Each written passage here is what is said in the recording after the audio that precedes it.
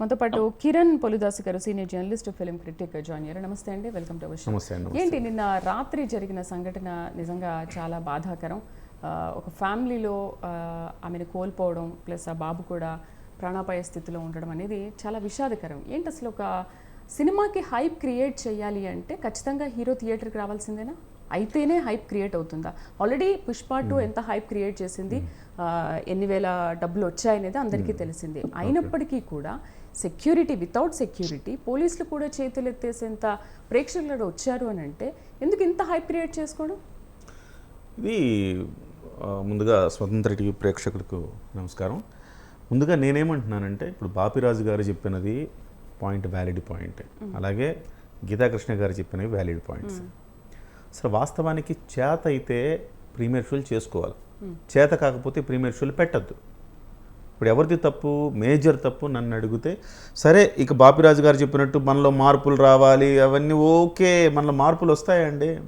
మనం పొగాకు తాగొద్దు అని చెప్తాం, తీసుకోవద్దని చెప్తాం, మద్యం తాగొద్దు అని చెప్తాం, తాగకుండా ఉంటున్నారా? మనలో మార్పులు రావాలంటే ఎప్పటికి రావాలి మనలో మార్పులు? నిజంగా కూడా వాళ్ళు చేసిన హైప్కి ఏదో బ్రహ్మాండం బద్దలైపోతుంది, మొదటి రోజు చూడకపోతే ఏదో అయిపోతుంది అన్నంతగా వాళ్ళు చేయడం తప్పే. ఒక ఫ్యామిలీ, ఒక ఆమె ఒక ఉమెన్ పిల్లల్ని తీసుకెళ్ళటం అనేది చాలా బాధాకరమైన అంశం.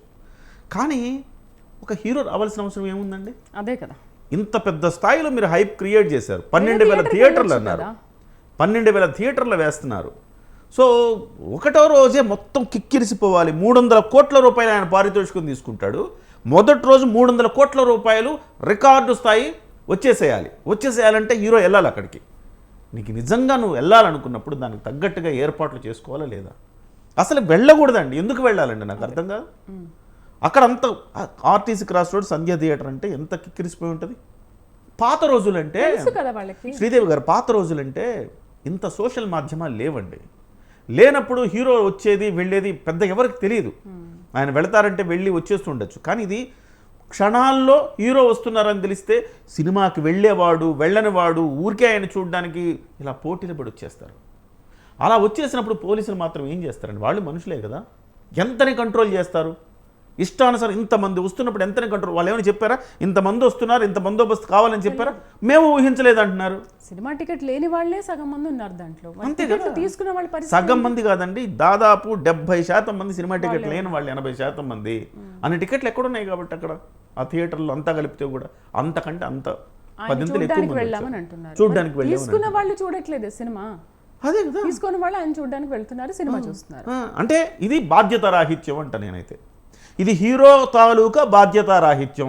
ఒకటేసారి నేను రికార్డులు కొట్టాలి, నేను 300 కోట్లు రెమ్యునరేషన్ తీసుకున్న హీరోగా నిలబడిపోవాలి, దేశంలోనే ద బెస్ట్ సినిమా అయిపోవాలి, 300 కోట్లు ఒకే రోజు వచ్చి రికార్డు సృష్టించాలి. ఇలాంటి రికార్డుల్ని దృష్టిలో పెట్టుకొని సినిమా తీసింది కూడా నాకెందుకు రికార్డులను దృష్టిలో పెట్టుకొని తీసినట్టు కనబడుతున్నారు. రికార్డులను దృష్టిలో పెట్టుకొని ఈ రకంగా ప్రజల జీవితాలతో చెలగాటమాడటం అనేది కరెక్ట్ కాదు. మీకు చేతనైతే ప్రీమియర్ షోలు వేసుకోవాలా, చేత కాకపోతే మీరు బాధ్యత తీసుకోలేకపోతే ప్రీమియర్ షోలు వేసుకోవద్దు. అంతే కదా. అసలు హీరో వెళ్ళాల్సిన అవసరం ఏముంది?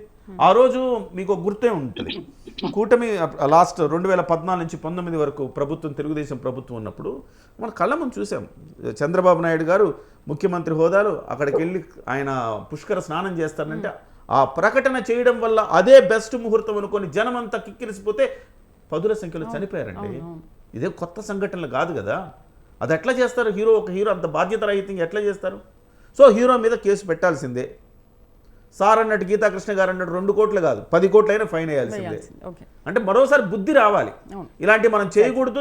జరగరానిది జరిగితే రెండోసారి మళ్ళీ మనం తలెత్తుకోలేము. మనం దేనికోసం అయితే తాపత్రయపడుతున్నామో, ఏదైతే డబ్బు కోసం మనం తాపత్రయపడుతున్నామో ఆ డబ్బు మళ్ళీ తిరిగి మనం ఇవ్వాల్సిన ప్రాణం విలువ మనం కట్టగలమా అండి? ఒక ఫ్యామిలీ రేపు పొద్దున తల్లి లేని పిల్లలు అవుతారు వాళ్ళిద్దరు. ప్రాణం విలువ మనం ఇవ్వగలమా? తెచ్చి ఇవ్వగలుగుతాం ప్రాణం? 100 కోటి కాదు 100 కోట్లు పెట్టిన తిరిగి ప్రాణం తెచ్చి తప్పైపోయింది అక్కడ. అంతే కదండి. అట్లా బాధ్యతారాహిత్యం అండి. అంటే ఒక మానియా సృష్టించాలి. ఒక అద్భుతం, ఒకటో రోజే 400 కోట్లు. ఇవాళ చూడండి, నేను 400 కోట్లు కొట్టేమని చెప్పబోతారు కాసేపట్లో.